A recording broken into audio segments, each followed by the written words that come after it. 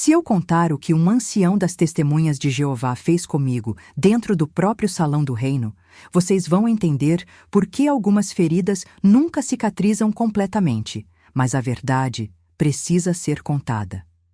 Sabe aquela confiança cega que depositamos nas pessoas que deveriam nos proteger? Pois é, às vezes são justamente essas pessoas os verdadeiros lobos em pele de cordeiro. Olá, meus queridos. Me chamo Marta, mas podem me chamar de Vovó Marta. Tenho 67 anos e nasci em Nova Esperança, interior do Paraná, em 1958. Hoje quero compartilhar com vocês uma história que guardei trancada no fundo do meu coração por mais de 40 anos. Uma história que me custou décadas de terapia, noites sem dormir e uma fé que foi completamente destroçada. Antes de começar minha história, queria perguntar: onde vocês estão assistindo esse vídeo? Deixem nos comentários aí embaixo. Adoro saber que minha voz está chegando em tantos cantinhos diferentes do Brasil. E se puderem, deixem aquele joinha e se inscrevam no canal. Isso ajuda muito esta velhinha aqui a continuar contando suas histórias. O que vou contar hoje vai mexer com muita gente, especialmente com quem viveu dentro da religião das Testemunhas de Jeová. Mas é uma história que precisa ser contada, porque quando quebro meu silêncio, talvez ajude outras pessoas a quebrar o delas também. Se vocês são pais, prestem muita atenção. Se vocês são vítimas de abuso, saibam que vocês não estão sozinhos. Era 1974, eu tinha apenas 16 anos. E nossa família havia se convertido às Testemunhas de Jeová há 3 anos.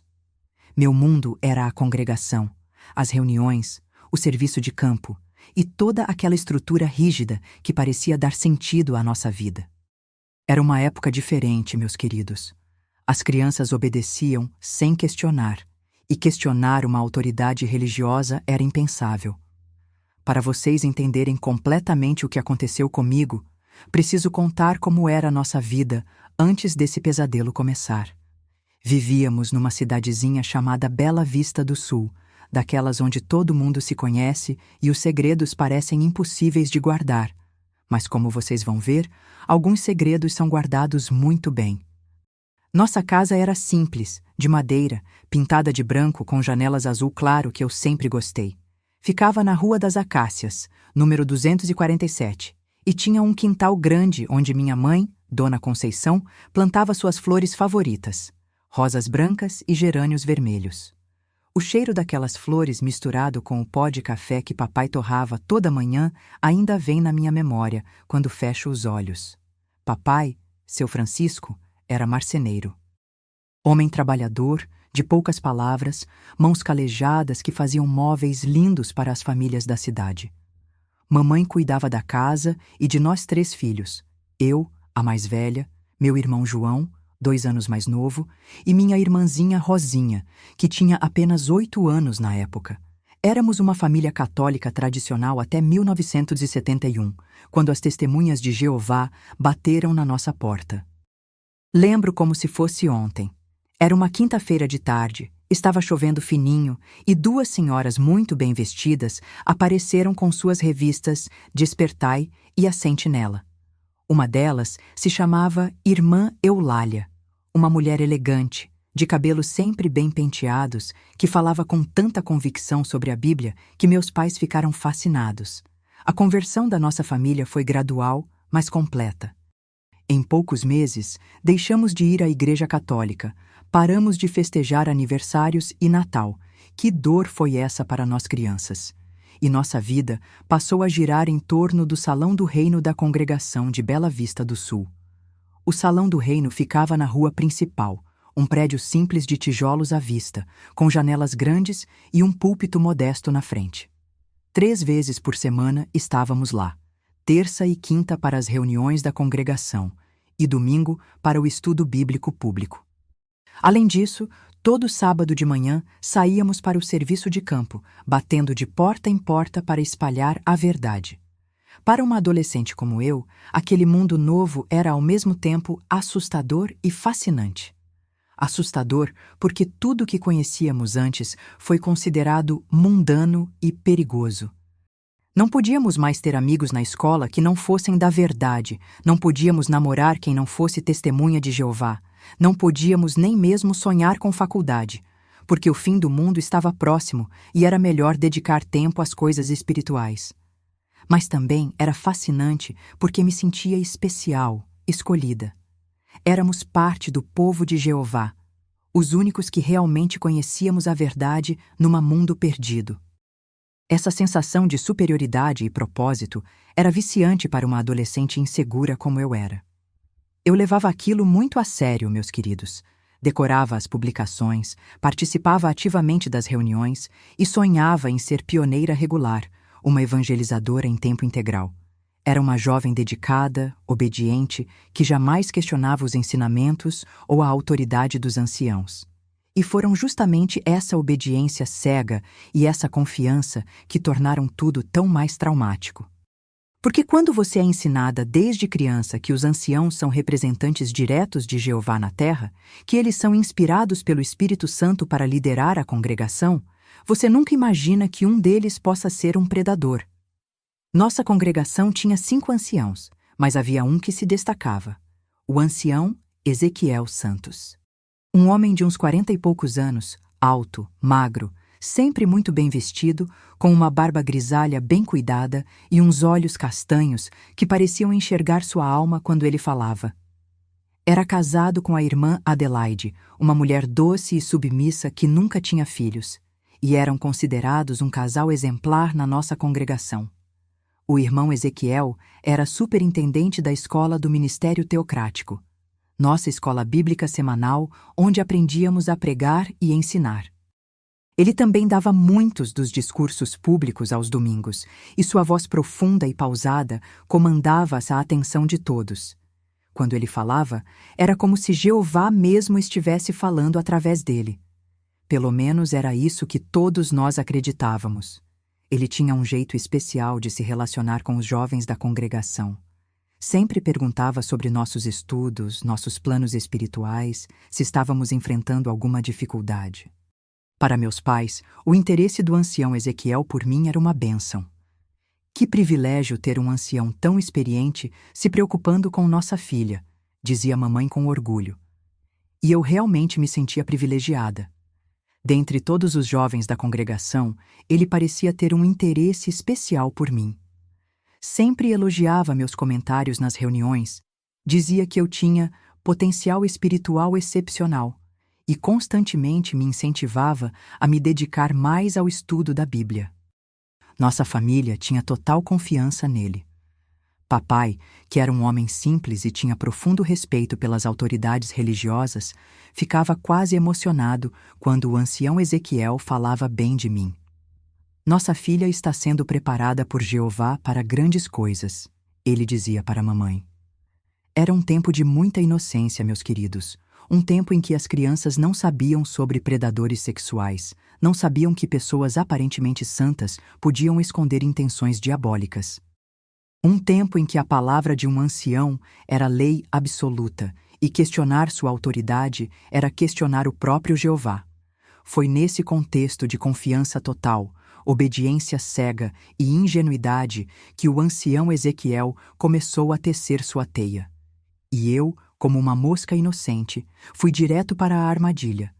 Olhando para trás hoje, consigo ver claramente todos os sinais que, na época, pareciam apenas atenção especial de um líder espiritual dedicado. Mas aos 16 anos, eu não tinha nem ideia do que realmente estava acontecendo. O ancião Ezequiel era um manipulador experiente e começou seu plano de forma tão sutil que nem os adultos ao meu redor perceberam. Tudo começou no final de 1973, quando eu completei 15 anos. Foi quando o ancião Ezequiel começou a comentar que eu estava amadurecendo espiritualmente, muito rápido. Nas reuniões, sempre que eu fazia um comentário, ele me olhava com aprovação e depois vinha conversar comigo. Irmã Marta, ele dizia com aquela voz pausada e séria, Jeová tem grandes planos para você. Posso sentir que você tem um coração especialmente receptivo às coisas espirituais. No começo, essas conversas aconteciam sempre na presença de outros irmãos, geralmente após as reuniões, quando as famílias se reuniam na frente do salão do reino para conversar.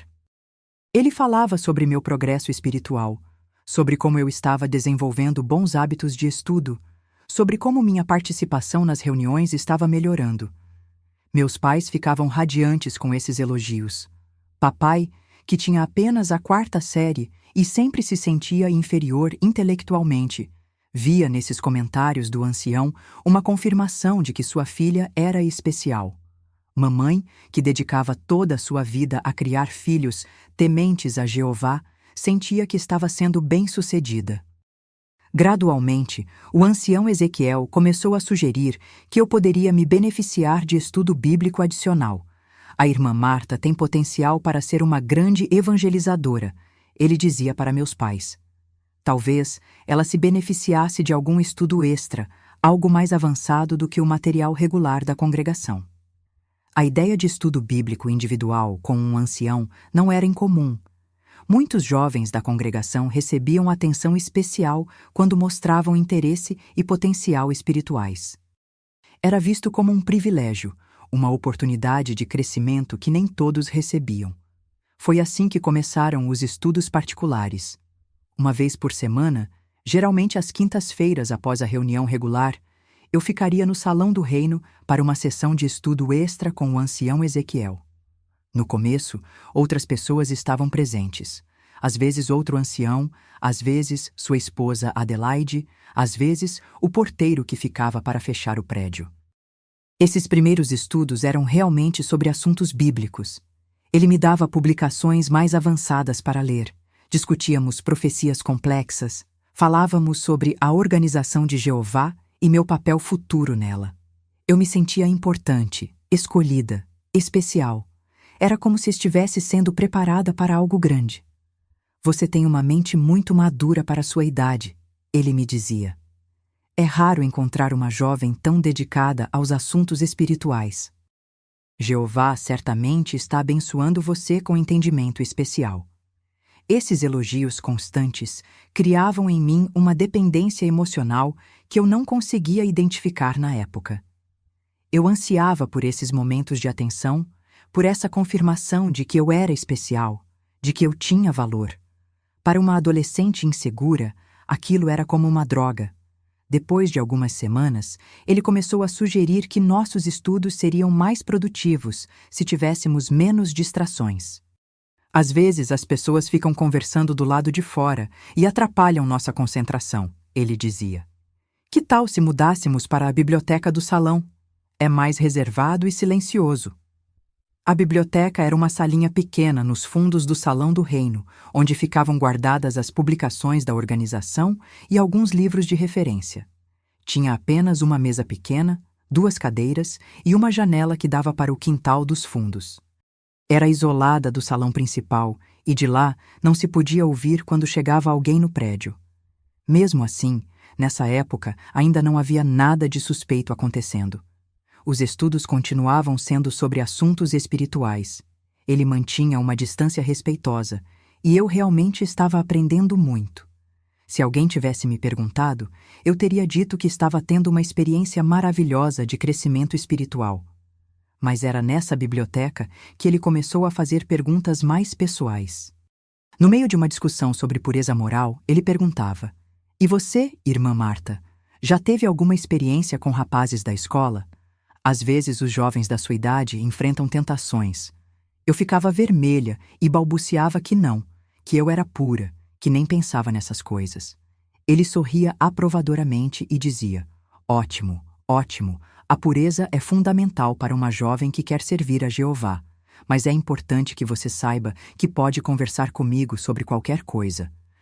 Às vezes os jovens têm dúvidas, tentações, e é melhor conversar com alguém experiente do que ficar com essas coisas na cabeça." Essas conversas sobre pureza e sexualidade se tornaram mais frequentes nos nossos estudos. Ele dizia que era importante eu entender bem esses assuntos para poder ensinar outras jovens no futuro.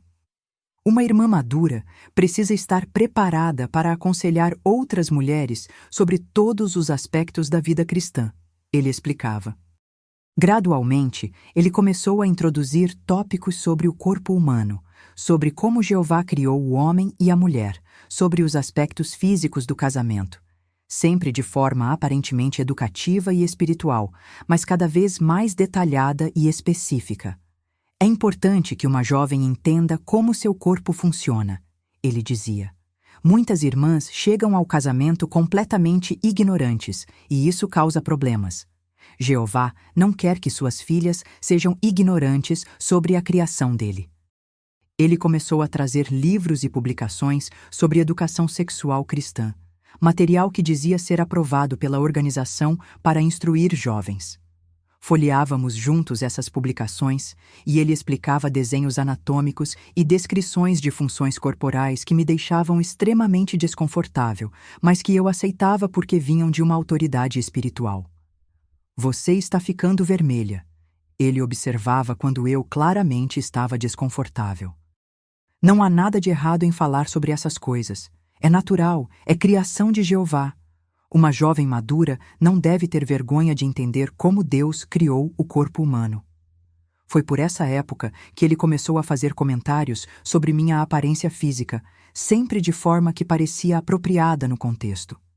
Você está crescendo e se tornando uma jovem mulher, ele dizia. É importante que você entenda as mudanças que estão acontecendo no seu corpo para que possa se comportar de forma apropriada. Não. Ele falava sobre como eu deveria me vestir, sobre como minha saia deveria ter o comprimento certo, sobre como minha blusa não deveria ser muito apertada. Mas para fazer esses comentários, ele olhava para meu corpo de uma forma que me fazia sentir estranha, como se estivesse sendo examinada. Deixe-me ver se esse comprimento está apropriado, ele dizia, olhando para minha saia. É importante manter os padrões da organização. Às vezes as jovens não percebem como certas roupas podem afetar os irmãos. Nesses momentos, eu sentia algo estranho no estômago, um desconforto que não conseguia explicar, mas imediatamente me censurava por ter esses sentimentos. Ele é um ancião, eu pensava. Ele está apenas me ajudando a entender os padrões de Jeová.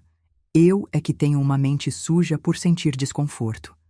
Era assim que ele estava condicionando minha mente, meus queridos. Ele estava normalizando conversas sobre sexualidade, sobre meu corpo, sobre intimidade, sempre dentro de um contexto aparentemente espiritual. Estava criando uma situação onde eu me sentia culpada por qualquer desconforto que sentisse, porque o desconforto significava que eu é que tinha problemas com pureza mental. E o mais insidioso de tudo é que ele estava fazendo isso com a total aprovação e incentivo dos meus pais. Eles viam que eu estava madurando espiritualmente, que estava mais dedicada, mais séria sobre assuntos espirituais. Para eles, o ancião Ezequiel estava fazendo um trabalho maravilhoso comigo. Nossa filha está ficando uma jovem cristã exemplar, papai comentava com orgulho. O ancião Ezequiel está realmente ajudando ela a se preparar para servir a Jeová. Se eles soubessem o que realmente estava acontecendo naquela biblioteca. Mas como poderiam imaginar? Na mente deles, assim como na minha, um ancião era incapaz de ter intenções impuras. Eram representantes de Jeová na terra, eram santos. Foi assim que, sem que ninguém percebesse, o ancião Ezequiel foi gradualmente quebrando todas as minhas defesas, normalizando conversas e situações que deveriam ter soado todos os alarmes. E quando finalmente chegou o dia em que ele mostrou suas verdadeiras intenções, eu estava completamente indefesa, condicionada a aceitar sua autoridade em todos os assuntos, inclusive sobre meu próprio corpo. Meus queridos que estão me acompanhando até aqui, vocês já percebem onde essa história vai chegar?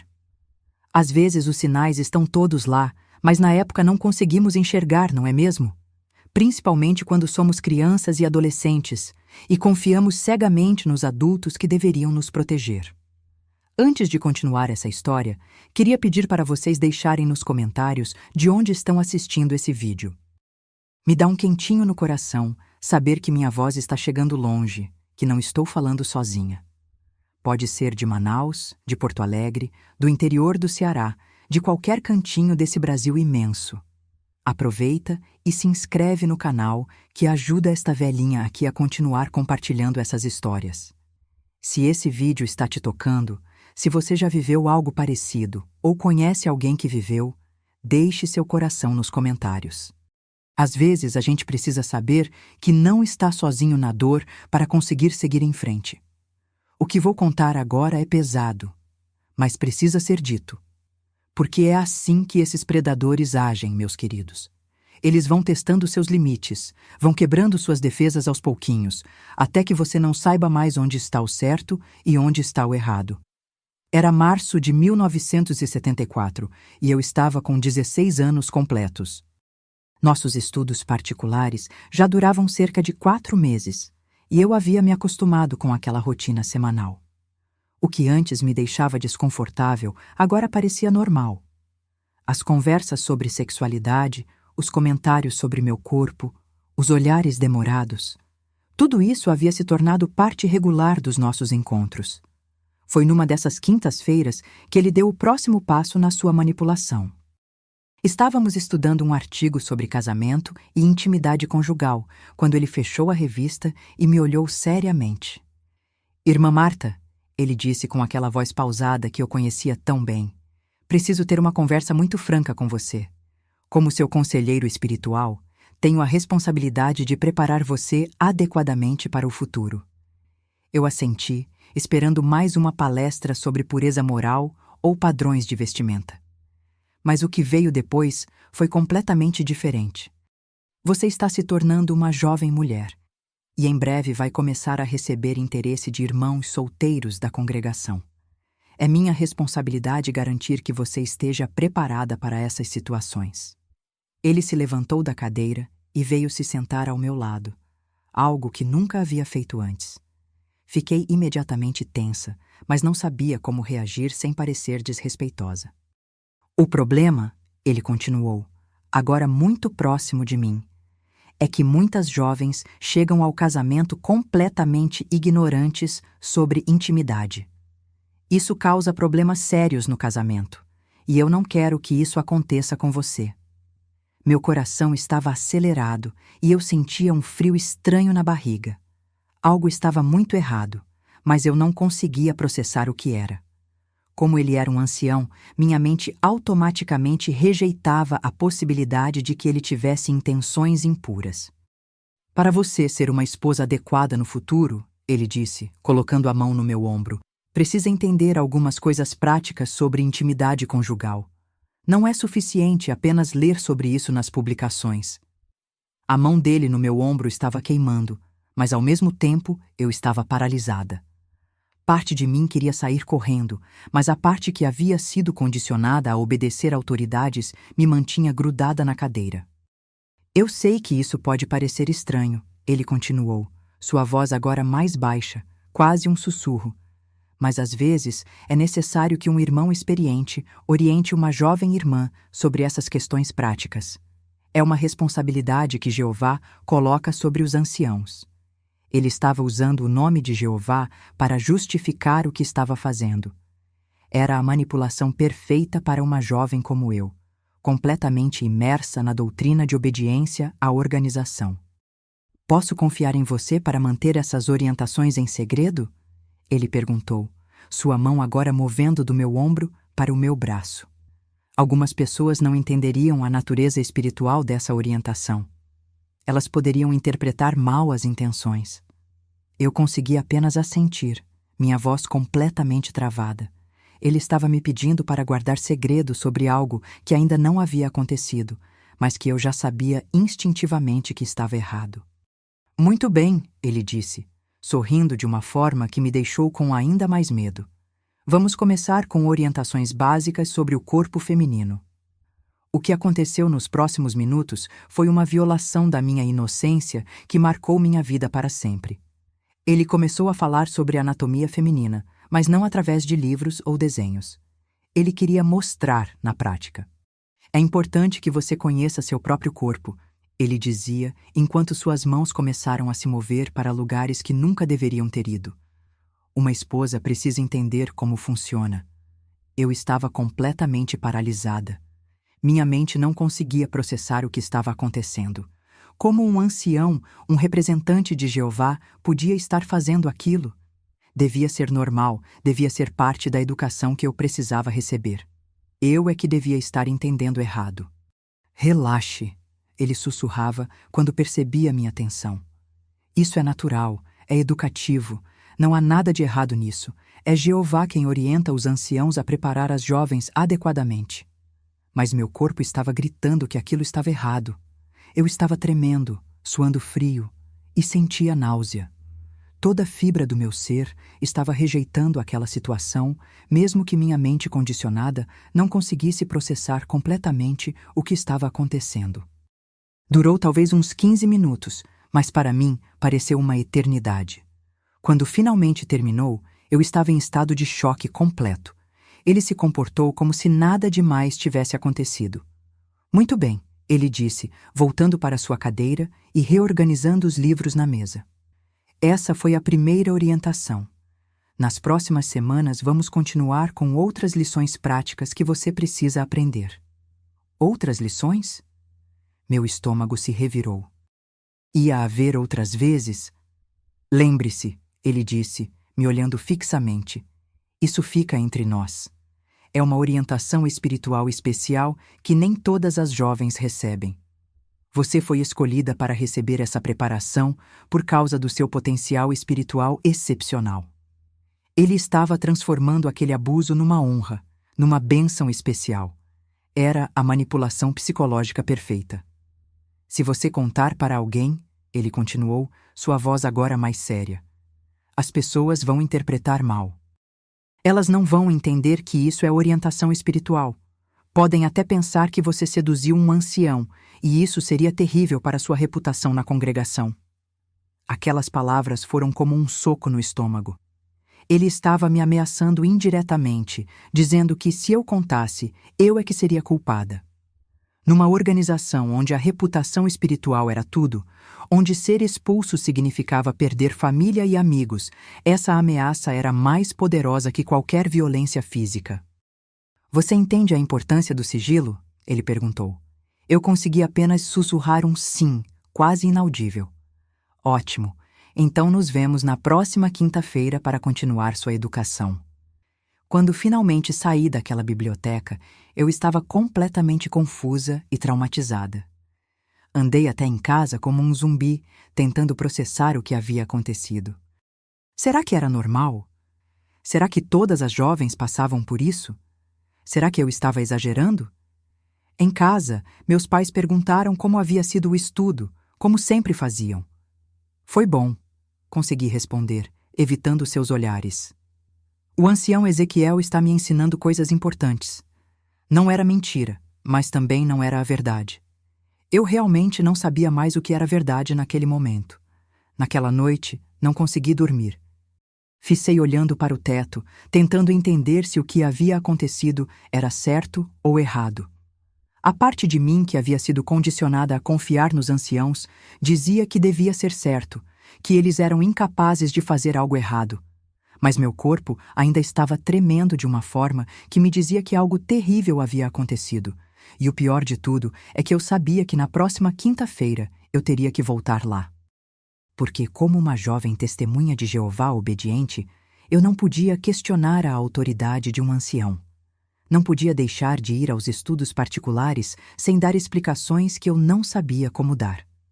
Eu estava presa numa teia que havia sido tecida tão cuidadosamente que eu nem percebia que era uma teia. E o pior ainda estava por vir. A semana que se seguiu foi um inferno silencioso.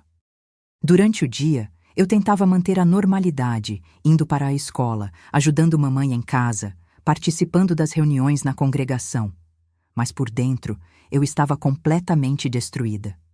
Toda vez que via o ancião Ezequiel nas reuniões, meu estômago se revirava. Ele agia como se nada tivesse acontecido, cumprimentava meus pais calorosamente, fazia seus discursos do púlpito com a mesma autoridade de sempre. Às vezes, nossos olhares se cruzavam e ele me dava um sorriso que para todos parecia paternal, mas que para mim era carregado de ameaça e segredo.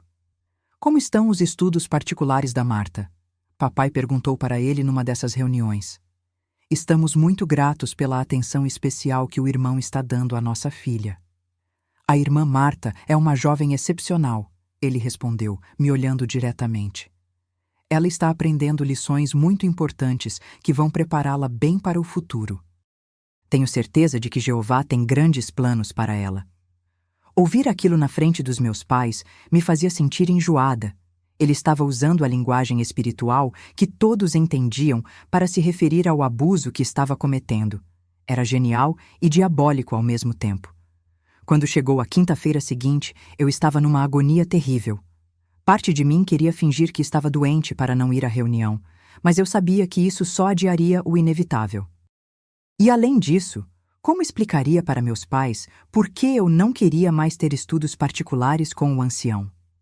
Durante a reunião regular, eu mal conseguia prestar atenção no que estava sendo discutido. Minha mente estava completamente focada no que viria depois. Quando a reunião terminou e as famílias começaram a se dispersar, senti meu coração acelerar descontroladamente. Irmã Marta, a voz do ancião Ezequiel soou atrás de mim. Está pronta para nosso estudo? Eu apenas assenti, sem conseguir olhar nos seus olhos. Meus pais se despediram alegremente, sem fazer ideia do pesadelo que eu estava prestes a enfrentar novamente. Desta vez, ele nem perdeu tempo com preliminares espirituais. Assim que chegamos à biblioteca e ele fechou a porta, seu comportamento mudou completamente. Semana passada começamos sua educação prática, ele disse, se aproximando de mim. Hoje, vamos continuar com lições mais avançadas. Eu estava tremendo visivelmente, mas ele ignorou completamente meu desconforto. Na cabeça dele, eu era apenas um objeto para sua satisfação, disfarçada de educação espiritual. Uma jovem que vai se casar precisa entender não apenas sobre seu próprio corpo, mas também sobre o corpo masculino. Ele continuou, começando a desabotoar sua camisa. É importante que você veja como Jeová criou o homem. Eu fechei os olhos com força, mas ele ordenou que eu olhasse. Isso é educação, ele disse firmemente.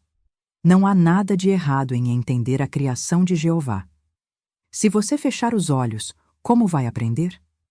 O que aconteceu naquela biblioteca naquela noite foi ainda pior que a semana anterior. Ele me forçou a tocar, a observar, a participar de coisas que uma menina de 16 anos jamais deveria ter que fazer. E o tempo todo, ele mantinha aquele discurso religioso distorcido. Veja como Jeová criou o homem para se unir à mulher. Ele dizia, enquanto me forçava a participar dos seus atos pervertidos. Essa é a intimidade sagrada do casamento. Você está aprendendo lições que vão torná-la uma esposa exemplar. Eu estava chorando silenciosamente, mas ele interpretava minhas lágrimas como emoção espiritual.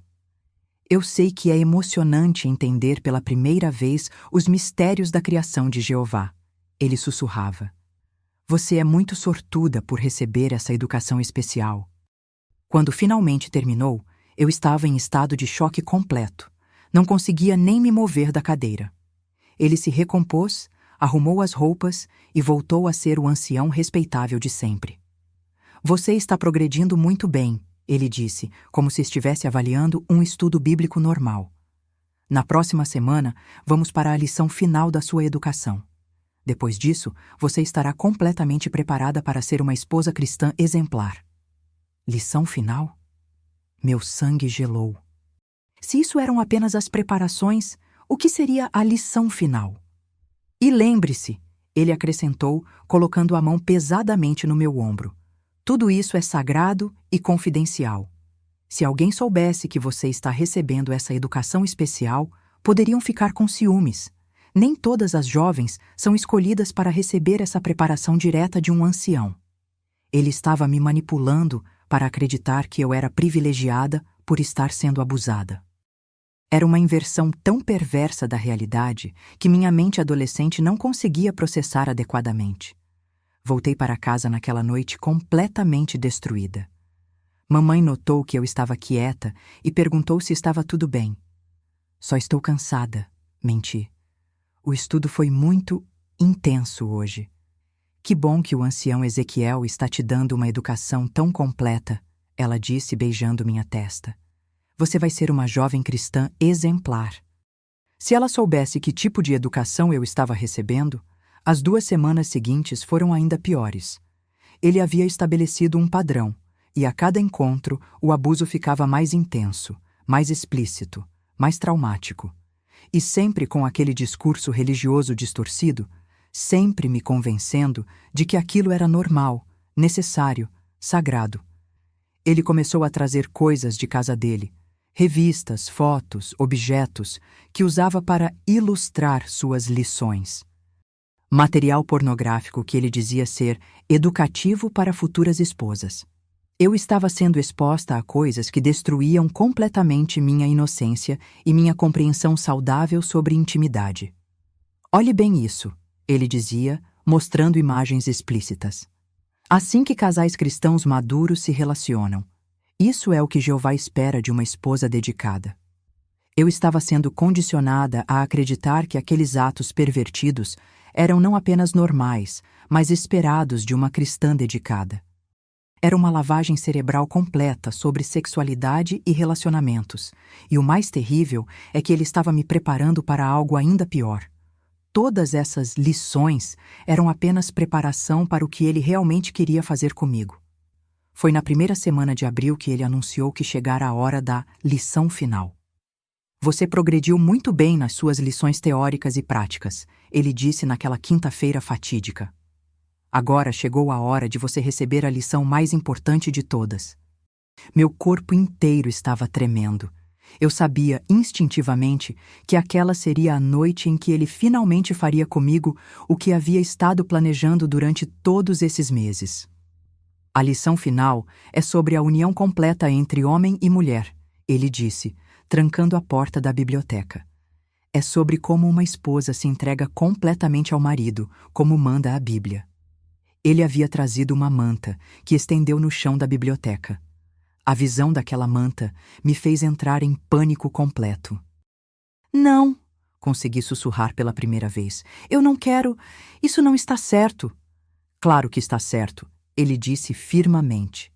Isso é educação. Você precisa experimentar pelo menos uma vez para entender completamente como funciona. Como vai ser uma boa esposa se nunca teve a experiência? Mas eu não sou casada, eu consegui dizer, minha voz tremendo. Por isso mesmo é educação, ele respondeu se aproximando de mim. É melhor aprender com alguém experiente e espiritual do que descobrir sozinha e talvez fazer algo errado. Ele estava usando a lógica religiosa distorcida para justificar estupro. Era diabólico. Se você não aprender isso agora, ele continuou, pode decepcionar seu futuro marido. Pode até fazer com que ele se desvie para outras mulheres. Você quer ser responsável por destruir um casamento cristão? Ele estava me culpabilizando antecipadamente, me fazendo acreditar que recusar seria prejudicar meu futuro e o futuro de outra pessoa. Era manipulação psicológica no nível mais sofisticado. O que aconteceu naquela noite na biblioteca do Salão do Reino foi estupro. Não há outra palavra para descrever. Ele me forçou, me machucou, me violentou de todas as formas possíveis e o tempo todo mantinha aquele discurso religioso distorcido sobre como aquilo era educação, preparação, vontade de Jeová. Eu estava chorando, implorando para ele parar, mas ele ignorava completamente meu sofrimento. Para ele, eu era apenas um objeto para sua satisfação sexual, disfarçada de educação espiritual. Pare de chorar, ele ordenou. Isso é natural, é bonito, é como Jeová criou. Você está sendo dramática demais. Quando finalmente terminou, eu estava completamente destroçada física e emocionalmente. Não conseguia nem me levantar do chão. Ele se recompôs tranquilamente e disse: Pronto, agora você está completamente preparada para ser uma esposa. Você passou por todas as lições necessárias. Ele falou como se tivesse me feito um favor, como se eu devesse agradecer por ter sido estuprada por ele. Agora você vai para casa e nunca mais fala sobre essas lições para ninguém, ele continuou, sua voz agora mais ameaçadora. Essas foram orientações espirituais especiais que você recebeu. Se você contar para alguém, vão pensar que você seduziu um ancião. Você será expulsa da congregação, sua família vai te deserdas, e você ficará completamente sozinha no mundo. Aquelas ameaças eram reais e poderosas. Na estrutura das Testemunhas de Jeová, ser expulso significava morte social completa. Família e amigos cortavam todo o contato. Você se tornava literalmente invisível. Além disso, ele acrescentou, quem vai acreditar em você? Eu sou um ancião respeitado, casado há 20 anos, sem nenhuma mancha na minha reputação. Você é apenas uma adolescente. Se você inventar histórias sobre mim, todos vão saber que você está mentindo. Ele tinha razão.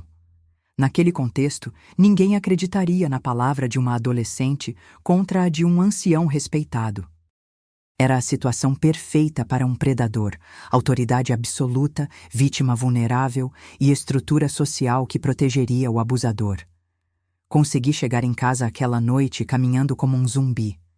Meus pais perguntaram como havia sido o estudo, e eu consegui apenas sussurrar que havia sido educativo.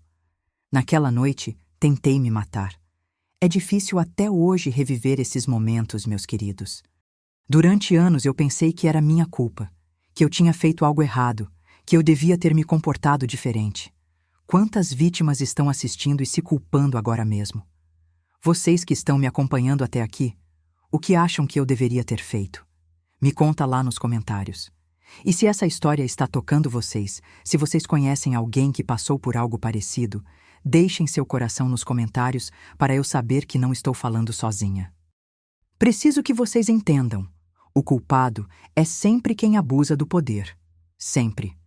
A vítima nunca tem culpa. Não importa a idade, não importa as circunstâncias. E quando uma estrutura religiosa protege o abusador em vez da vítima, essa estrutura está sendo cúmplice do abuso. Naquela noite de abril de 1974, depois de ter sido completamente violentada pelo ancião Ezequiel, cheguei em casa e tranquei a porta do meu quarto. Meus pais já estavam dormindo, e a casa estava silenciosa. Mas dentro de mim havia um grito que nunca mais parou de ecoar. Fui até o espelho do meu penteadeira e olhei para meu reflexo. Era a mesma menina de sempre, mas ao mesmo tempo era alguém completamente diferente.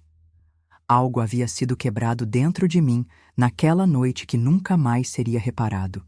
Eu estava sangrando, estava machucada, mas a dor física era nada comparada à destruição emocional. Minha mente não conseguia processar o que havia acontecido. Como um representante de Jeová podia ter feito aquilo comigo?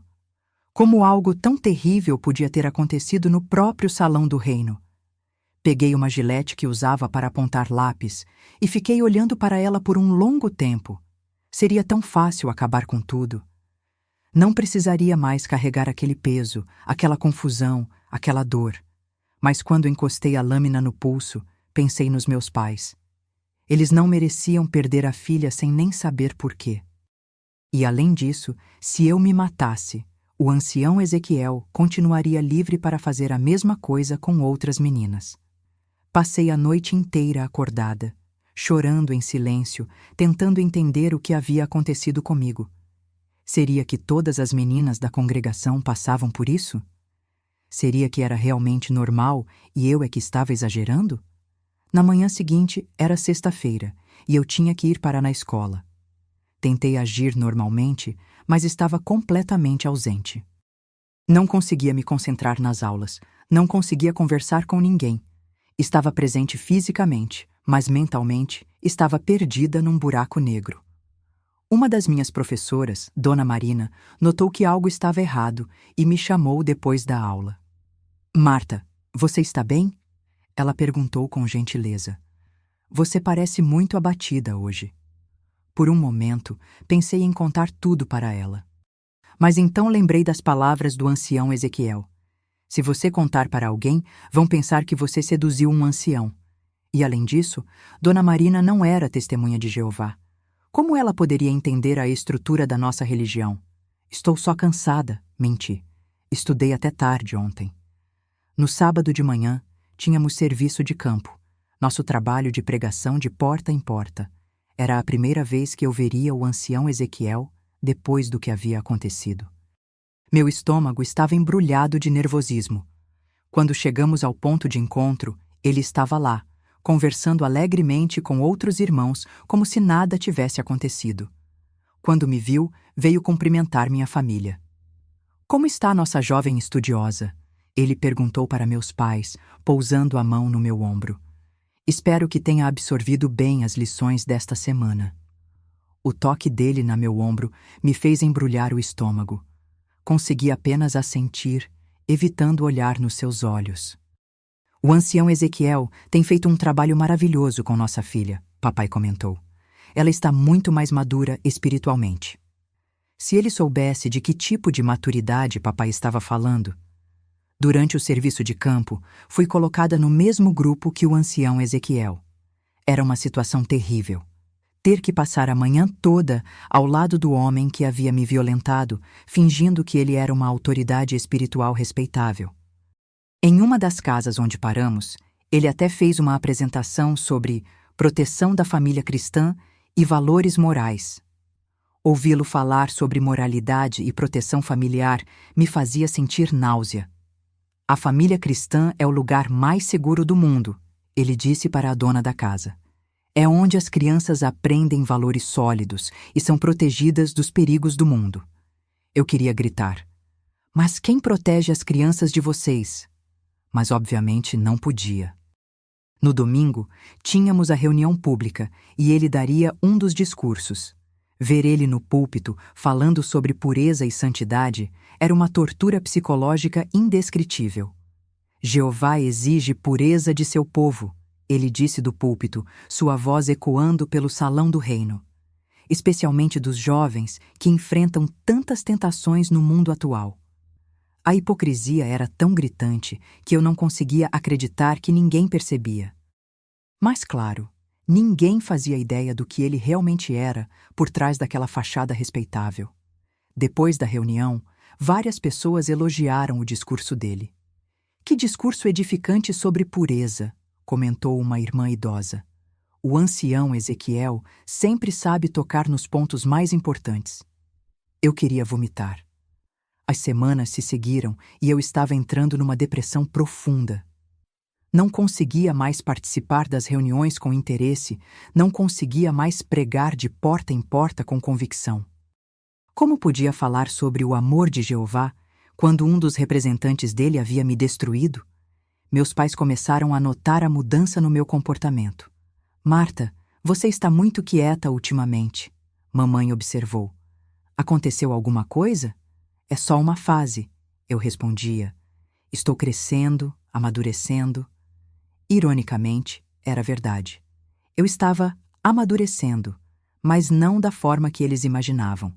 Estava perdendo minha inocência, minha fé, minha confiança no mundo. O ancião Ezequiel, percebendo minha depressão, decidiu ajudar. Numa reunião, ele se aproximou dos meus pais. Tenho notado que a irmã Marta está meio desanimada ultimamente. Ele disse com falsa preocupação. Às vezes, os jovens passam por fases de dúvida espiritual. Talvez ela se beneficiasse de mais alguns estudos particulares. Quando ouvi aquilo, senti meu mundo desabar. Ele queria mais sessões de abuso e estava usando minha depressão, causada pelo próprio abuso, como desculpa para abusar mais. Seria maravilhoso, papai respondeu. Se o irmão tem tempo para continuar ajudando nossa filha... É claro, ele respondeu, me olhando com aquele sorriso que agora eu sabia ser diabólico. É minha responsabilidade como ancião cuidar dos jovens da congregação. Naquela noite em casa, meus pais me comunicaram que os estudos particulares recomeçariam na próxima semana. Não, eu disse pela primeira vez, minha voz tremendo. Eu não quero mais estudos particulares. Meus pais ficaram chocados. Nunca havia me recusado a participar de atividades espirituais. Por que não? Mamãe perguntou. Esses estudos têm sido tão bons para você. Como explicar?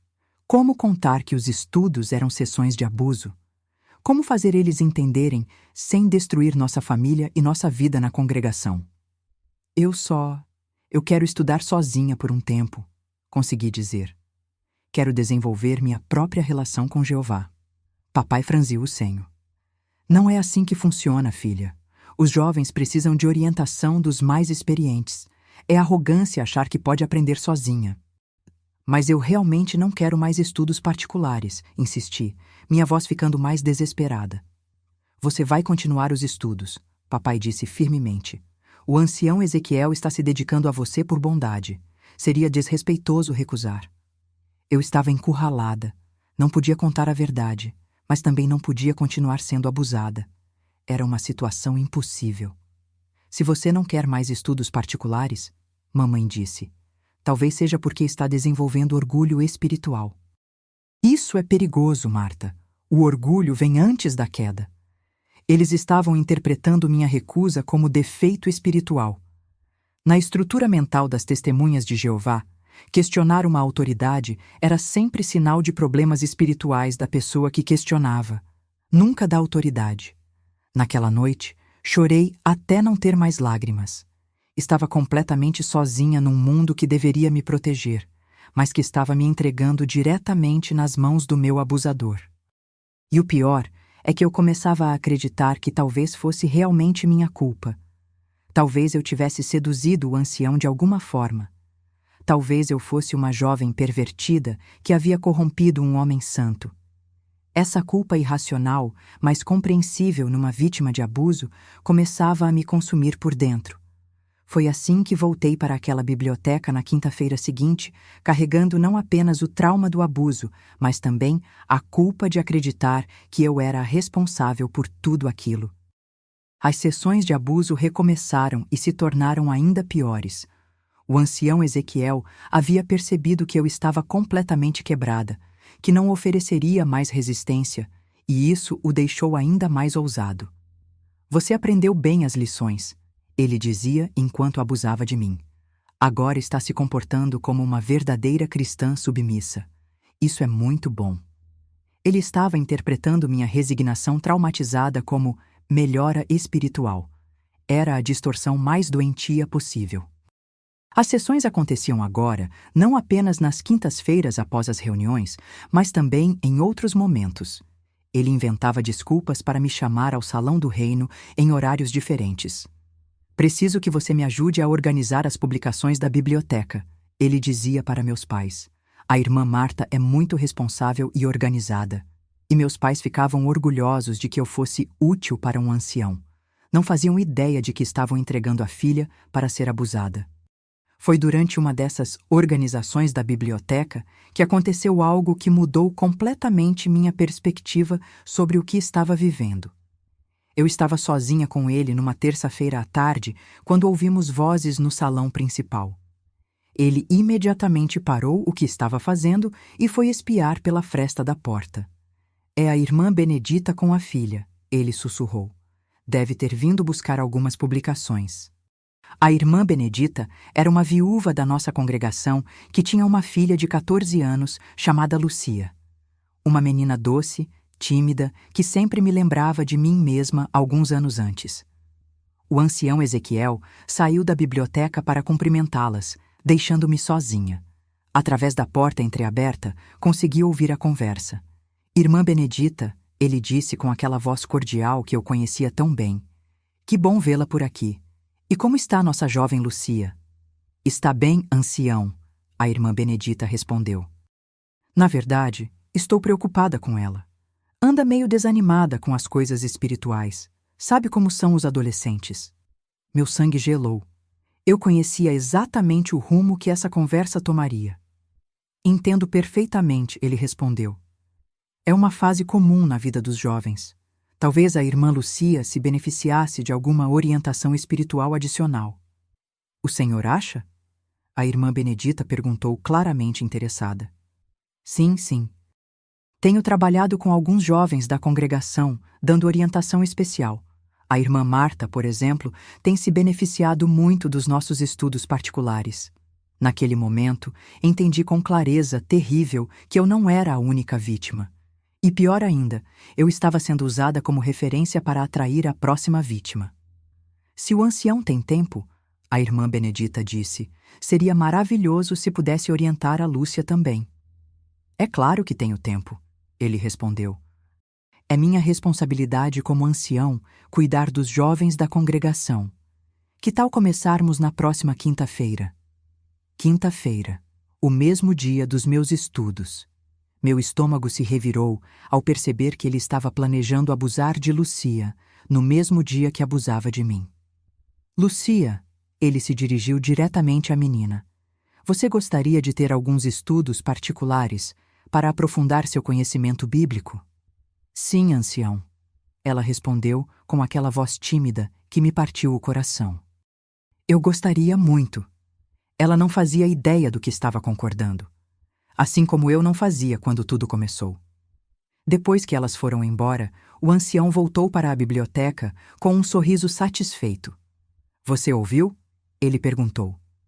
Vamos ter uma nova estudante. A irmã Lucia parece ser uma jovem muito promissora.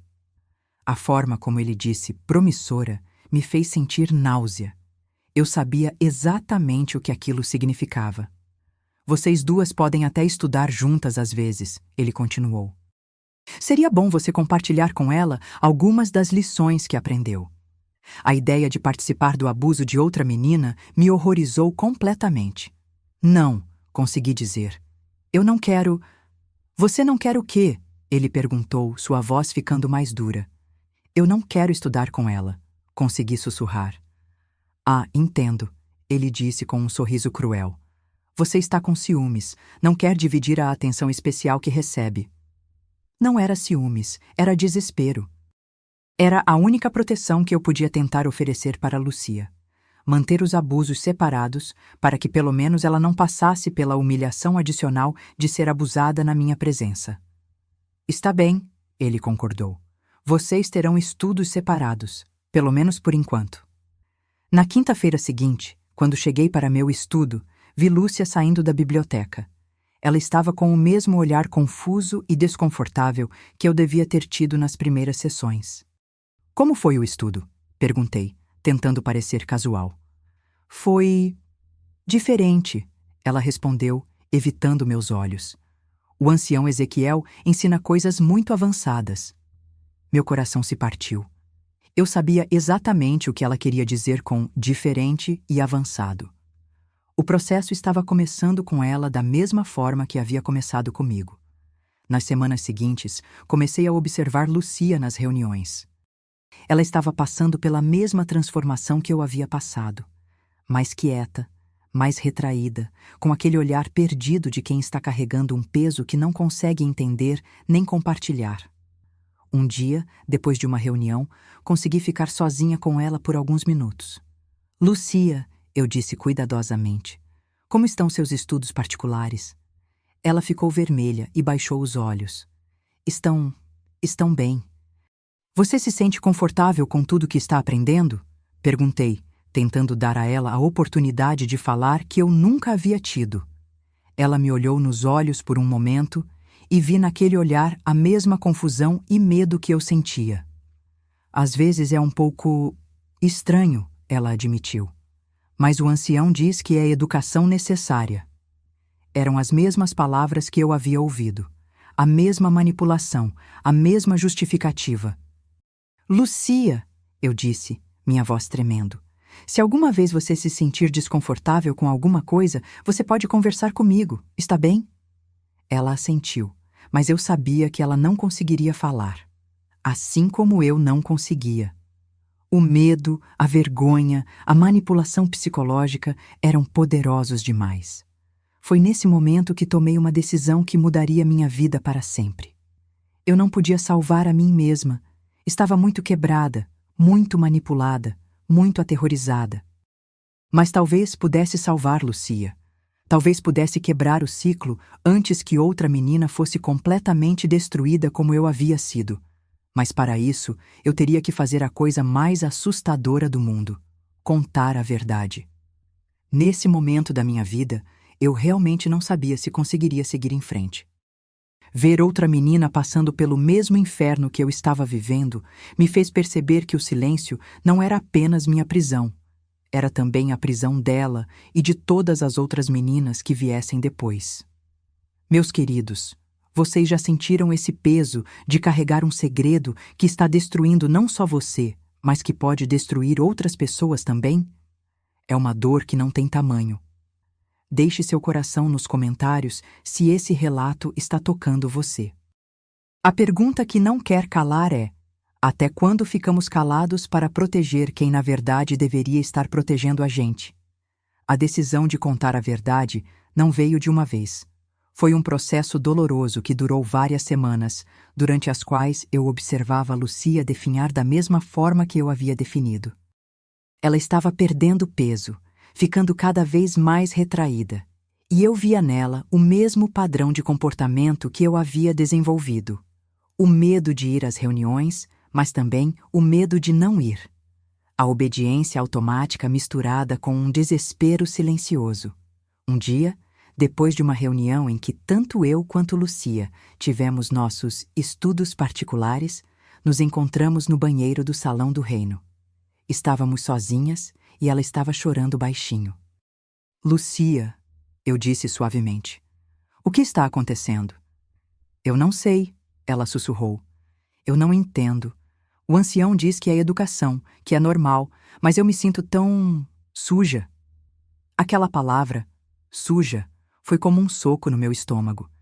Era exatamente como eu me sentia. O que ele está fazendo com você? Perguntei, minha voz tremendo. Ela me olhou com medo. Você não vai contar para ninguém, vai? Não vou, prometi. Mas me conta o que está acontecendo. Entre soluços, ela me contou. Era exatamente o mesmo padrão. As conversas sobre pureza, os toques inapropriados disfarçados de educação, a manipulação psicológica usando linguagem espiritual, as ameaças veladas sobre manter segredo. Ele disse que se eu contar para alguém, vão pensar que eu seduzi ele. Ela sussurrou. E que mamãe ficaria envergonhada de mim. Eram as mesmas ameaças que ele havia usado comigo. O mesmo roteiro diabólico. Lucia, eu disse pegando suas mãos, o que ele está fazendo não é educação. É errado, muito errado. Mas ele é um ancião, ela protestou. Como pode estar errado? Era a mesma confusão que eu havia sentido. Como questionar alguém que supostamente representava Deus na Terra? Anciãos são humanos, eu disse, as palavras saindo da minha boca pela primeira vez. Eles podem fazer coisas erradas também. Naquele momento, falando com Lucia, eu estava começando a entender a verdade que havia sido escondida de mim. A autoridade religiosa não torna ninguém incapaz de fazer o mal. Na verdade, às vezes torna o mal ainda mais fácil, porque oferece a proteção da confiança cega. O que a gente pode fazer? Ela perguntou. E eu vi no rosto dela a mesma sensação de impotência que me consumia há meses. Eu não sei ainda, admiti. Mas a gente precisa fazer alguma coisa, se não por nós, pelas próximas meninas. Saímos do banheiro com um acordo silencioso. Éramos aliadas agora, não mais vítimas isoladas. Isso me dava uma força que eu não sabia que possuía. Nas semanas seguintes, comecei a prestar atenção em outras jovens da congregação. Havia sinais que eu nunca havia notado antes. A Sandra, de 17 anos, que de repente havia ficado muito quieta e retraída após começar a receber orientação especial do ancião Ezequiel no ano anterior. A Patrícia, que havia saído da congregação abruptamente aos 18 anos, causando escândalo entre as famílias. Comecei a me perguntar: quantas de nós ele havia abusado? Por quanto tempo isso estava acontecendo? Foi então que tomei a decisão mais difícil da minha vida. Eu ia contar tudo para alguém. Mas para quem? Meus pais estavam fora de questão. Eles idolatravam o ancião Ezequiel e jamais acreditariam em mim. Provavelmente me expulsariam de casa por inventar histórias sobre um homem santo. Os outros anciãos também não eram opção. Havia uma cultura de proteção mútua entre eles. Além disso, o ancião Ezequiel era um dos mais respeitados do circuito. Quem acreditaria numa adolescente contra ele? Foi quando me lembrei da Dona Marina, minha professora na escola. Ela havia notado minha mudança de comportamento meses atrás e havia demonstrado preocupação genuína. Talvez ela pudesse me ajudar. Era arriscado. Contar para alguém de fora da organização ia contra tudo que eu havia sido ensinada sobre não lavar roupa suja fora de casa. Mas eu não via outra opção. Numa sexta-feira, depois das aulas, fiquei para trás quando todos os outros alunos saíram. Dona Marina, eu disse, minha voz tremendo, posso conversar com a senhora sobre uma coisa muito séria? Ela notou imediatamente o tom da minha voz e fechou a porta da sala. Claro, Marta. O que está acontecendo? Por alguns minutos, fiquei apenas olhando para ela, tentando encontrar coragem para falar as palavras que mudariam tudo. Se eu contar uma coisa muito grave para a senhora, consegui perguntar, a senhora vai me ajudar mesmo que seja contra pessoas importantes da minha religião? Dona Marina se sentou ao meu lado e pegou minhas mãos. Marta, se alguém está machucando você, eu vou fazer tudo o que estiver ao meu alcance para te ajudar. Não importa quem seja essa pessoa. E então, pela primeira vez em quase um ano de sofrimento silencioso, eu abri a boca e contei tudo. Falei sobre os estudos particulares, sobre como começaram de forma aparentemente inocente, sobre como foram escalando gradualmente. Contei sobre a biblioteca, sobre as lições, sobre o estupro. Contei sobre as ameaças, sobre o medo, sobre como eu me sentia culpada e suja. Dona Marina ficou pálida enquanto eu falava. Várias vezes ela colocou a mão na boca, chocada com o que estava ouvindo. Meu Deus, Marta, ela disse quando terminei. Esse homem, ele é um predador. O que ele fez com você é crime. Ouvir alguém chamar aquilo de crime foi libertador e aterrorizante ao mesmo tempo. Libertador porque finalmente alguém estava validando que o que havia acontecido comigo estava errado. Aterrorizante porque crimes têm consequências, e eu não sabia se estava pronta para elas. A senhora acha que é minha culpa? Perguntei, a pergunta que me atormentava há meses. Marta, ela disse firmemente, nada disso é sua culpa. Você era uma criança. Ele era um adulto em posição de autoridade. Ele manipulou você, abusou da sua confiança e te machucou das piores formas possíveis. A culpa é 100% dele. Aquelas palavras foram como um bálsamo numa ferida que estava infectada há meses. Pela primeira vez desde que tudo começou, eu não me senti culpada. O que eu faço agora? Perguntei. Primeiro, você precisa de ajuda psicológica, ela disse. Eu conheço uma psicóloga que trabalha com vítimas de abuso. Ela vai te ajudar a processar tudo isso. E depois? Depois, se você quiser, podemos denunciar esse homem. O que ele fez é crime, e ele precisa ser responsabilizado. Não só pelo que fez com você, mas para proteger outras meninas. A menção a outras meninas me fez lembrar da Lucia. Dona Marina, eu disse, tem outra menina. Ele está fazendo a mesma coisa com ela agora. O rosto dela ficou ainda mais sério. Então não podemos perder tempo. Cada dia que passa, ele pode estar abusando dela. Naquele momento, entendi que minha decisão de quebrar o silêncio não era mais só sobre mim.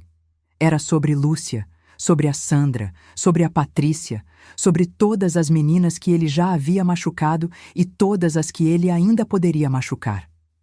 Eu quero denunciar, disse com uma determinação que não sabia que possuía. Eu quero que ele pague pelo que fez. Dona Marina sorriu pela primeira vez desde que comecei a contar minha história. Você é muito corajosa, Marta. Quebrar o silêncio é a coisa mais difícil que uma vítima pode fazer, mas também é a mais importante. Naquele dia, saí da escola com um sentimento que não experimentava há meses: esperança. Esperança de que a verdade pudesse vir à tona, de que a justiça pudesse ser feita, de que outras meninas pudessem ser protegidas. Não fazia ideia da batalha que estava por vir. Dona Marina não perdeu tempo. No mesmo dia em que contei tudo para ela, ela me levou para conversar com a diretora da escola, que imediatamente acionou o conselho tutelar e a delegacia da mulher. Foi a primeira vez na minha vida que entrei numa delegacia. O lugar me intimidava, mas a delegada, doutora Carmen, foi muito gentil comigo. Marta, ela disse depois que contei toda a história novamente. O que esse homem fez com você são crimes gravíssimos: estupro de vulnerável, abuso de autoridade, constrangimento ilegal. Ele pode pegar muitos anos de prisão. Ouvir aquelas palavras legais, estupro, abuso, crimes, aplicadas ao que havia acontecido comigo, foi impactante. Durante tanto tempo, eu havia internalizado a versão do ancião Ezequiel, de que aquilo era educação ou orientação espiritual. Agora estava sendo chamado pelo que realmente era: crime. Você tem certeza de que quer seguir com a denúncia? Ela perguntou. Vai ser um processo difícil. Você vai ter que repetir sua história várias vezes e a defesa dele vai tentar desacreditar você. Tenho certeza, respondi. E tem outra menina que ele está abusando agora. Se eu não fizer nada, ele vai continuar machucando outras. Certo. Vamos precisar conversar com seus pais para... Não, interrompi, o pânico tomando conta de mim. Meus pais não podem saber, pelo menos não ainda. Doutora Carmen franziu o senho. Marta, você é menor de idade. Legalmente precisamos do consentimento dos seus pais para prosseguir. Foi quando Dona Marina interveio. Doutora, os pais da Marta são da mesma organização religiosa que o abusador. Há uma grande chance de eles protegerem o agressor em vez da própria filha. Entendo, a delegada disse pensativa. Infelizmente, já vimos casos assim antes. Vamos fazer o seguinte: vou abrir um inquérito preliminar e investigar discretamente. Quando tivermos evidências suficientes, aí sim vamos ter que envolver os pais. Nos dias seguintes, a polícia começou a investigar o ancião Ezequiel. Descobriram que ele não tinha antecedentes criminais registrados, mas isso não significava muito. Predadores sexuais, especialmente os que se escondem atrás de autoridade religiosa, são especialistas em manter fachadas limpas. O que foi mais revelador foi quando começaram a investigar outras possíveis vítimas. A delegada entrou em contato com ex-membros da congregação e foi aí que a verdade começou a emergir. A Patrícia, que havia saído da congregação abruptamente aos 18 anos, concordou em falar quando soube que não estava sozinha. Sua história era idêntica à minha. Estudos particulares que escalaram para abuso sexual, sempre disfarçados de educação espiritual. Eu tentei contar para meus pais na época, ela disse à delegada. Eles me expulsaram de casa. Disseram que eu estava sendo ingrata com um ancião que estava tentando me ajudar e que eu devia estar inventando coisas por ciúmes da atenção que outras jovens recebiam. A Sandra também confirmou ter passado por situações similares, mas ela ainda estava na congregação e estava aterrorizada com a possibilidade de sua família descobrir. Se meus pais souberem que permiti que isso acontecesse, ela disse entre lágrimas, eles vão me expulsar. Na cabeça deles, uma jovem cristã pura jamais se colocaria numa situação dessas. Era a mesma cultura de culpabilização da vítima que eu conhecia tão bem. As meninas eram responsabilizadas por serem abusadas, enquanto o abusador era protegido pela sua posição de autoridade. Enquanto a investigação avançava discretamente, eu ainda tinha que manter a fachada de normalidade em casa e na congregação. Era uma tortura psicológica terrível ter que continuar vendo o ancião Ezequiel nas reuniões, sabendo que a qualquer momento ele seria exposto, mas sem poder demonstrar que alguma coisa havia mudado. Ele, por sua vez, não fazia ideia de que havia sido denunciado. Continuava com seus estudos particulares comigo e com a Lucia. Continuava dando seus discursos sobre pureza e moralidade. Continuava sendo venerado pela congregação. Numa dessas reuniões, cerca de 2 semanas depois da denúncia, ele se aproximou de mim após o encontro. Irmã Marta, ele disse com aquele sorriso que me dava arrepios. Tenho notado que você está mais animada ultimamente. Isso é muito bom. As lições que você aprendeu estão realmente te amadurecendo espiritualmente. Se ele soubesse que minha animação vinha do fato de que seus dias como predador livre estavam contados... Sim, ancião, consegui responder.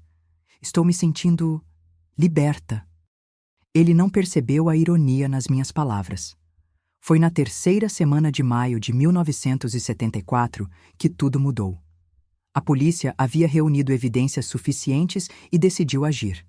Numa quinta-feira de manhã, ironicamente, o mesmo dia da semana em que ele costumava abusar de nós, a delegada e 2 investigadores foram até a casa dele com mandado de prisão. A notícia se espalhou pela cidade como fogo em palha seca. Ancião das Testemunhas de Jeová, preso por abuso sexual de menores, foi a manchete do jornal local. Quando cheguei em casa da escola naquele dia, encontrei meus pais em estado de choque total. Marta, papai disse, sua voz tremendo, você ouviu o que aconteceu com o ancião Ezequiel? Ouvi alguns comentários na escola, menti. O que exatamente aconteceu? Ele foi preso, mamãe disse, as lágrimas escorrendo pelo rosto. Dizem que ele abusou de meninas da congregação.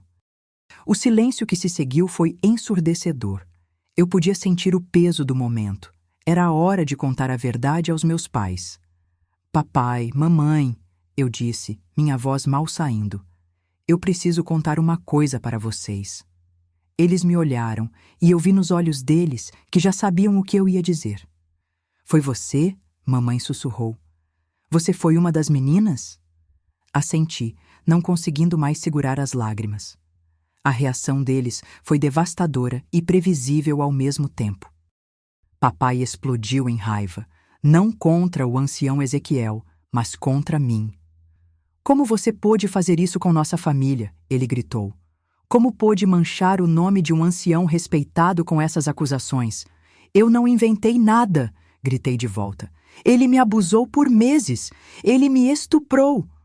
Não use essa linguagem nesta casa, papai retrucou.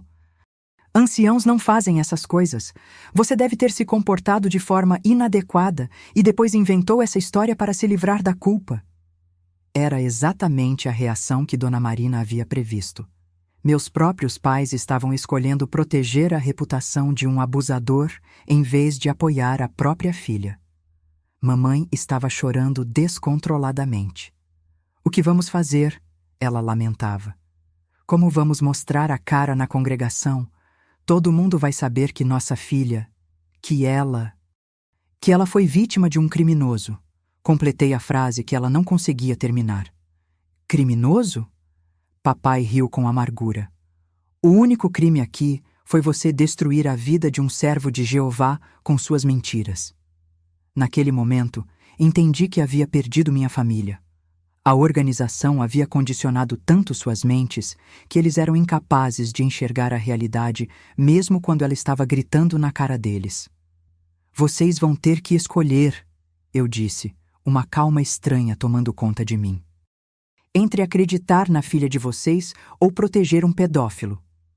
Não ouse falar assim de um ancião, papai gritou, levantando a mão como se fosse me bater. Se você encostar um dedo em mim, eu disse, surpreendendo a mim mesma com minha firmeza. Vai ser o segundo homem da organização de vocês que eu vou denunciar por violência. Ele parou com a mão no ar, chocado com minha mudança de comportamento. A menina submissa e obediente havia morrido. No lugar dela, havia nascido uma jovem que não ia mais aceitar ser abusada ou intimidada por ninguém. Naquela noite, dormi na casa da Dona Marina. Meus pais haviam deixado claro que eu não era mais bem-vinda enquanto não retirasse as acusações falsas contra o ancião Ezequiel. Mas eu não ia retirar nada. A verdade havia sido contada e não havia volta.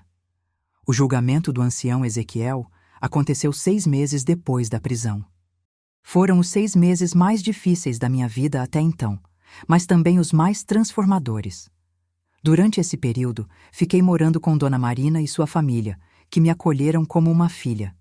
Meus pais cortaram completamente o contato comigo, assim como todos os membros da congregação. Na visão deles, eu era uma apóstata que havia se voltado contra a organização de Jeová. A reação da organização das Testemunhas de Jeová foi exatamente o que qualquer pessoa familiarizada com suas práticas poderia esperar. Eles protegeram o abusador e demonizaram as vítimas. O corpo de anciãos emitiu um comunicado dizendo que as acusações eram ataques de Satanás contra um servo fiel, e que aqueles que apoiassem as vítimas estavam se colocando contra Jeová. Eles até sugeriram que eu havia sido influenciada por pessoas mundanas, referindo-se a Dona Marina, a inventar histórias contra o ancião. Mas a justiça humana, diferentemente da justiça da organização, estava interessada em fatos, não em proteção de reputações. Durante a investigação, mais vítimas encontraram coragem para falar. No total, 5 meninas entre 13 e 17 anos testemunharam contra ele. Todas contaram histórias praticamente idênticas. O mesmo padrão de aliciamento, a mesma manipulação psicológica, os mesmos abusos disfarçados de educação espiritual. A Lucia, que inicialmente estava aterrorizada demais para falar, finalmente encontrou coragem quando soube que não estava sozinha. Sua mãe, a irmã Benedita, foi uma das poucas da congregação que apoiou a filha em vez de proteger o abusador. Prefiro perder minha posição na congregação a perder minha filha, ela disse corajosamente. O dia do julgamento foi surreal.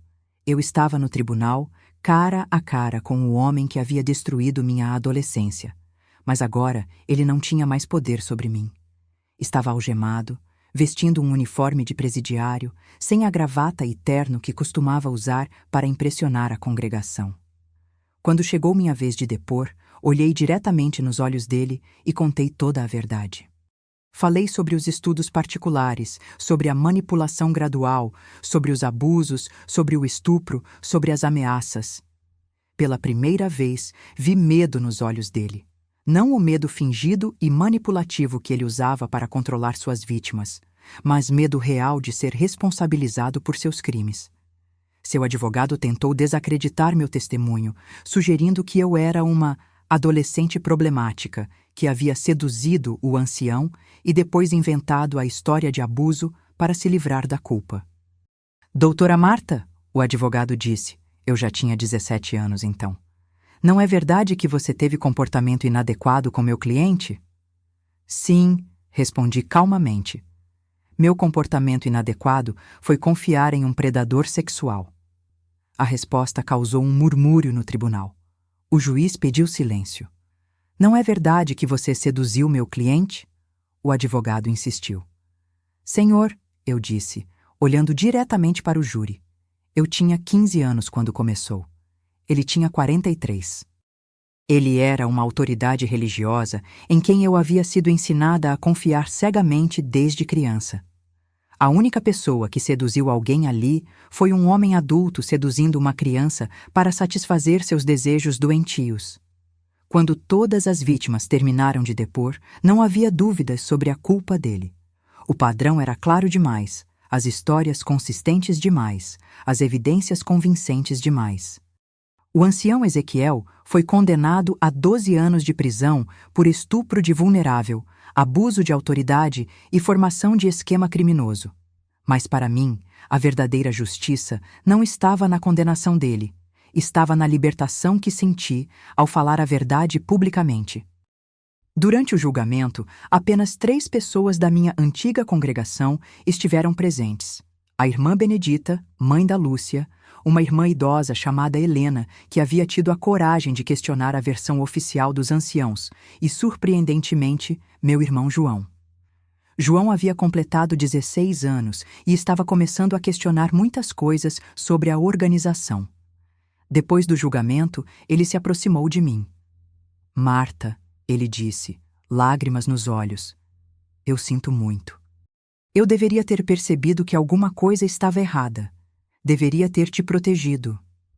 Você era apenas uma criança também, respondi, abraçando-o. A culpa nunca foi nossa. Foi dos adultos que deveriam ter nos protegido e não protegeram. Naquele dia, reconquistei um irmão, mesmo perdendo os pais. Após a condenação, decidi fazer algo que havia estado planejando há meses: escrever uma carta aberta para as testemunhas de Jeová do Brasil, contando minha história e alertando sobre os perigos da cultura de silêncio da organização. A carta foi publicada em vários jornais locais e se espalhou entre ex-testemunhas de Jeová em todo o país. Recebi centenas de cartas de mulheres que haviam passado por situações similares, mas que nunca haviam encontrado coragem para falar. Obrigada por quebrar o silêncio, escreveu uma mulher de São Paulo. Sua coragem me deu força para finalmente processar o ancião que abusou de mim na adolescência. Sua história salvou minha filha, escreveu uma mãe do Rio de Janeiro. Quando ela me contou que um ancião estava fazendo coisas estranhas com ela, eu lembrei da sua história e imediatamente tirei ela da situação. Essas cartas me mostraram que minha decisão de quebrar o silêncio havia tido impacto muito além do meu caso pessoal. Havia criado uma onda de coragem que estava ajudando outras vítimas a encontrar sua voz. Mas talvez o impacto mais significativo tenha sido na minha própria cura. Falar a verdade publicamente, ser acreditada, ver meu abusador responsabilizado, tudo isso foi fundamental para meu processo de recuperação. Com a ajuda da psicóloga que Dona Marina havia me indicado, comecei a entender que o trauma que havia sofrido não me definia. Era algo que havia acontecido comigo, não algo que eu era. Aprendi que a vergonha não era minha para carregar. Pertencia inteiramente ao homem que havia escolhido abusar de crianças e à organização que havia escolhido protegê-lo. Aprendi que minha sexualidade não havia sido arruinada pelo abuso. Com tempo, terapia e paciência, eu poderia desenvolver relacionamentos saudáveis e íntimos. Mais importante ainda, aprendi que minha voz tinha poder. O poder de expor a mentira, de proteger outros inocentes, de criar mudança. Depois do julgamento, minha vida tomou um rumo completamente diferente. Aos 18 anos, estava legalmente livre para tomar minhas próprias decisões, e a primeira delas foi nunca mais pisar numa reunião das Testemunhas de Jeová. A saída formal da organização aconteceu de forma automática. Eles me desassociaram por apostasia, que na linguagem deles significa questionar a autoridade dos líderes. Na prática, isso significava que nenhuma testemunha de Jeová podia falar comigo, incluindo minha própria família. Mas, curiosamente, perder minha família biológica me fez encontrar uma família muito maior e mais amorosa. Dona Marina, que havia se tornado como uma mãe para mim, me incentivou a continuar os estudos. Você tem uma inteligência brilhante, ela dizia. Não deixe que o trauma te impeça de realizar seus sonhos. Com a ajuda dela, consegui uma bolsa de estudos para cursar psicologia numa universidade estadual. Minha motivação era clara. Queria entender o trauma que havia vivido e ajudar outras pessoas que passassem por situações similares. Durante a faculdade, conheci outras sobreviventes de abuso sexual e percebi que minha experiência, por mais dolorosa que tivesse sido, me dava uma compreensão única sobre o que essas pessoas estavam passando. Você tem um dom especial para isso, minha supervisora de estágio comentou. As pacientes confiam em você de uma forma que é rara de ver. Era verdade. Quando uma mulher que havia sido abusada falava comigo, ela sabia instintivamente que eu entendia. Não precisava explicar a vergonha, a confusão, o medo. Eu já havia passado por tudo isso. Me especializei em trauma e abuso sexual. E depois de formada, abri um consultório focado em atendimento a sobreviventes. Também comecei a trabalhar como voluntária em organizações que ajudavam vítimas de violência sexual. Aos 25 anos, conheci Roberto, um homem gentil e paciente que era assistente social. Quando contei minha história para ele, sua reação foi tudo o que eu poderia ter desejado. Obrigado por confiar em mim o suficiente para compartilhar isso, ele disse. E obrigado por ser corajosa o suficiente para transformar sua dor em propósito. Roberto nunca me fez sentir danificada ou impura por causa do que havia acontecido comigo. Ele entendeu que eu era uma sobrevivente, não uma vítima, e me amou exatamente como eu era. Nos casamos 2 anos depois, numa cerimônia simples com a família que eu havia escolhido. Dona Marina, meu irmão João, que também havia saído da organização, algumas amigas da faculdade e colegas de trabalho. Não havia representantes da minha família biológica, mas também não havia tristeza por isso. Eu havia aprendido que família não é definida por sangue, mas por amor e apoio. Roberto e eu tivemos 2 filhos, Rafael e Ana. Criá-los foi uma experiência de cura profunda para mim. A cada momento de inocência e alegria deles, eu sentia como se estivesse recuperando um pedaço da minha própria infância perdida. E mais importante, eu estava determinada a criá-los de forma completamente diferente de como fui criada.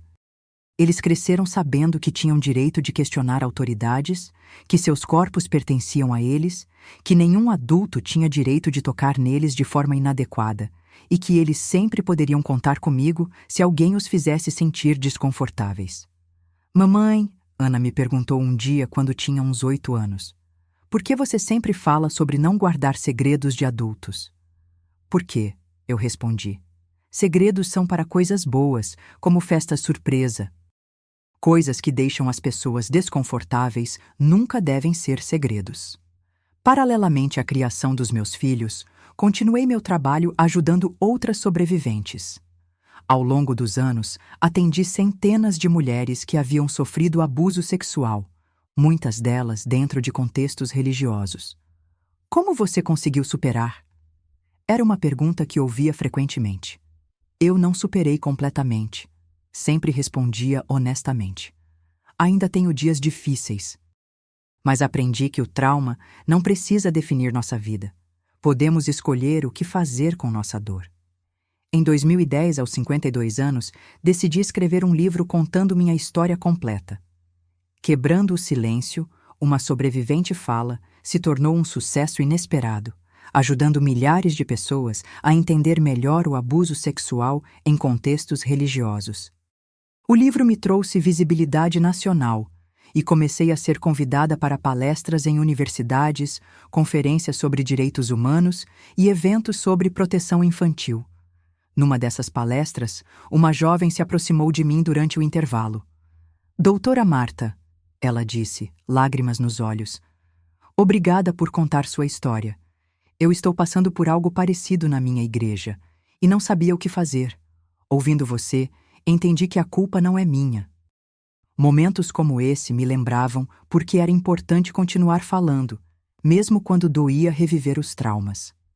Em 2015, fui convidada para depor numa CPI do Congresso Nacional sobre abuso sexual infantil em instituições religiosas. Foi emocionante estar naquele plenário, falando para deputados e senadores sobre a necessidade de leis mais rígidas para proteger crianças. Senhores parlamentares, eu disse na minha fala, o que aconteceu comigo não foi um caso isolado. É um padrão que se repete em organizações que colocam a proteção da instituição acima da proteção das crianças. Precisamos de leis que obriguem essas organizações a reportar suspeitas de abuso às autoridades, em vez de permitir que resolvam tudo internamente. Algumas das recomendações que fiz naquela CPI se tornaram leis nos anos seguintes, o que me deu uma sensação profunda de que minha dor havia se transformado em mudança real no mundo. Mas talvez o momento mais significativo da minha jornada de cura tenha acontecido em 2018, quando recebi uma carta inesperada. Era de Adelaide, a viúva do ancião Ezequiel, que havia morrido na prisão 2 anos antes. Cara Marta, a carta dizia, sei que não tenho direito de pedir seu perdão, mas preciso que saiba que acredito em você. Sempre acreditei. Durante todos esses anos de casamento, eu sabia que havia algo errado com meu marido, mas estava com muito medo para falar. Quando tudo veio à tona, senti alívio e vergonha ao mesmo tempo. Alívio porque finalmente a verdade apareceu. Vergonha porque eu poderia ter protegido você e as outras meninas se tivesse sido mais corajosa. Obrigada por ter a coragem que eu não tive. Sua voz salvou outras crianças que eu poderia ter salvado e não salvei. Aquela carta me fez chorar por horas. Não lágrimas de tristeza, mas de compaixão, por mim mesma, por Adelaide, por todas as mulheres que são silenciadas pelo medo e pela estrutura patriarcal das organizações religiosas. Respondi à carta, dizendo a ela que eu a perdoava, que entendia que ela também havia sido vítima de um sistema que a ensinara a ser submissa e silenciosa, e que nunca era tarde demais para usar nossa voz. Hoje, aos 67 anos, continuo atendendo sobreviventes de trauma, embora tenha reduzido minha carga de trabalho. Também me dedico a falar em escolas sobre prevenção ao abuso sexual, ensinando crianças sobre consentimento e limites corporais. Meus filhos, agora adultos, se tornaram pessoas incríveis que usam suas próprias vozes para defender justiça social. Rafael trabalha como advogado de direitos humanos e Ana é assistente social especializada em proteção infantil.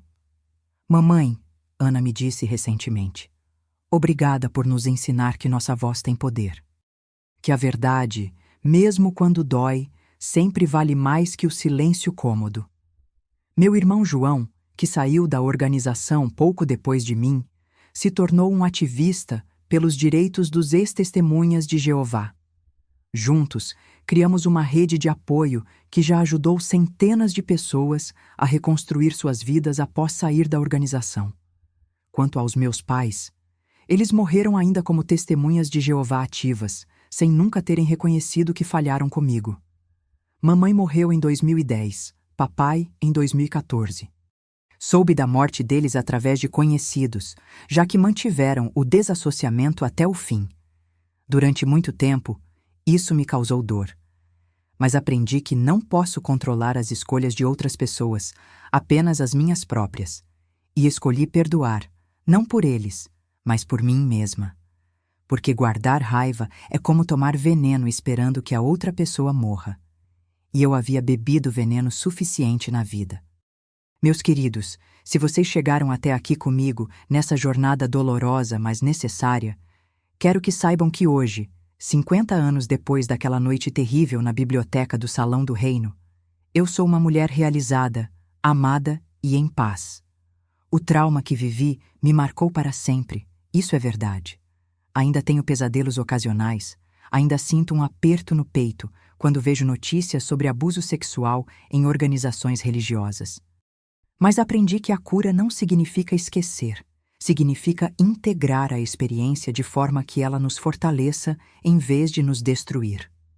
Se eu pudesse voltar no tempo e falar com aquela menina de 16 anos que estava sendo abusada e se sentindo culpada, eu diria: querida, isso não é sua culpa. Nunca foi, nunca será.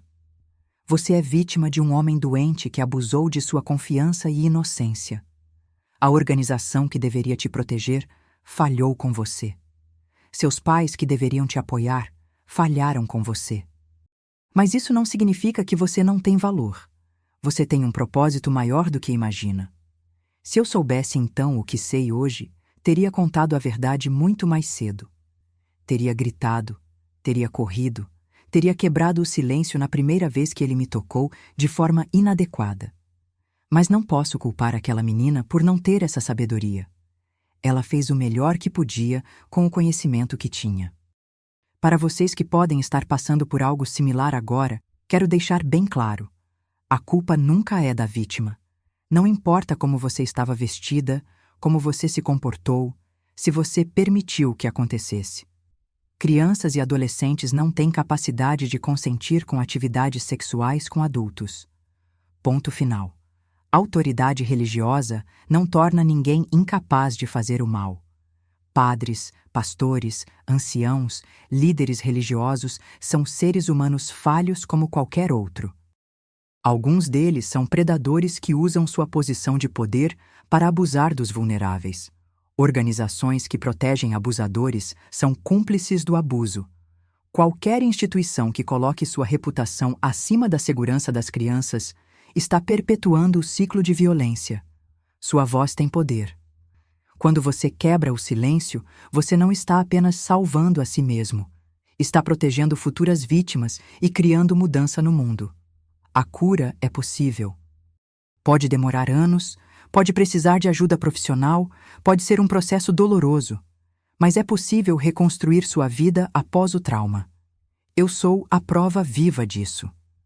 Para os pais que estão me ouvindo, por favor, ensinem seus filhos que eles têm direito de dizer não a qualquer adulto que os faça sentir desconfortáveis. Ensinem que segredos sobre toques corporais são sempre suspeitos. Ensinem que vocês sempre acreditarão neles se eles trouxerem uma denúncia séria. E mais importante, se seu filho vier até vocês com uma acusação de abuso contra uma autoridade religiosa, acreditem nele, protejam ele. A reputação da igreja, da organização, do líder religioso é infinitamente menos importante que a segurança do seu filho. Para as organizações religiosas que possam estar assistindo, parem de esconder abusadores. Parem de resolver crimes internamente. Reportem as autoridades, apoiem as vítimas, implementem políticas rigorosas de proteção infantil. Sua credibilidade não vem de encobrir pecados, mas de enfrentá-los com transparência e justiça. Hoje, quando olho para trás, vejo que minha jornada, por mais dolorosa que tenha sido, teve um propósito maior. Cada lágrima que derramei, cada noite que não consegui dormir, cada momento de dor se transformou em compaixão e sabedoria que pude usar para ajudar outras pessoas. Minha dor se tornou meu propósito. Meu trauma se tornou minha força.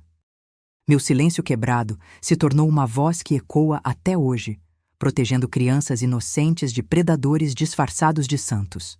E essa é a maior vitória de todas: transformar nossa dor mais profunda no nosso propósito mais significativo. Se você é sobrevivente de abuso, saiba que sua história importa, sua voz importa, sua cura importa, e você não está sozinho nessa jornada. Se você chegou até o final desta história, obrigada por ter me dado o privilégio de compartilhar minha jornada com você. Sei que não foi fácil ouvir, assim como não foi fácil contar. Me conta nos comentários de onde você está me assistindo. Pode ser de qualquer cantinho desse Brasil imenso, ou até mesmo de outros países. Adoro saber que essa história está chegando longe, tocando corações, talvez salvando vidas. Se essa história tocou você de alguma forma, se você se identificou com alguma coisa que contei, deixe seu coração nos comentários. E se você conhece alguém que precisa ouvir essa mensagem, compartilhe esse vídeo. Às vezes, uma palavra de esperança no momento certo pode mudar completamente o rumo da vida de uma pessoa. E se você está passando por alguma situação de abuso agora, por favor, procure ajuda. Conte para alguém em quem confia, procure as autoridades, ligue para o Disque 100. Você não está sozinho e você merece ser protegido e amado. Lembre-se sempre, sua voz tem poder. Use ela. Muito obrigada por me acompanharem nessa jornada. Até a próxima história, e que Deus, ou o universo, ou a força que vocês acreditam, abençoe cada um de vocês. Vocês não estão sozinhos. Nunca estiveram.